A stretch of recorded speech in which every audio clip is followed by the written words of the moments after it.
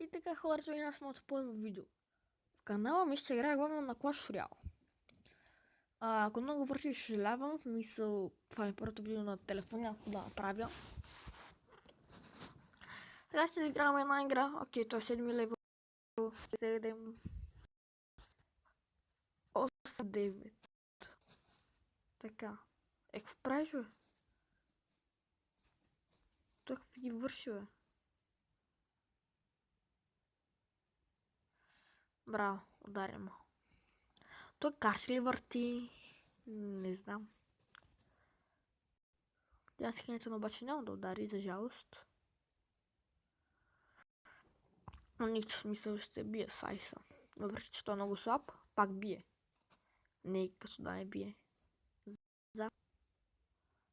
Така.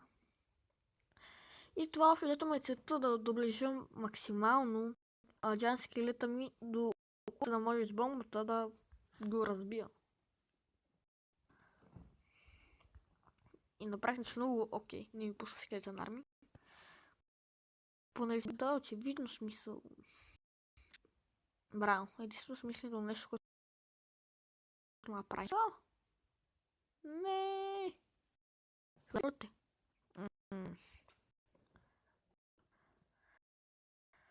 Той не знам дали си има изобщо някакви идеи, какви ги върши, какво правиш, бе?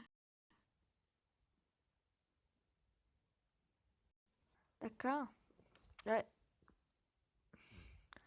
Той е точно болен ли? Какво прави? Мисля, скелета на армия за запазване, не за рака. Ето нещо смислено. А пак той само не е много яко. Сигурно си мислиш, че това е Graveyard. Може би. Аз имам Graveyard и Graveyard е гадна карта. Не ми харесва.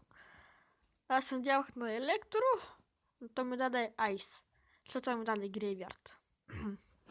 Айде, довиждане. Довиждане просто. Довиждане. Това е. Мисля да поеда.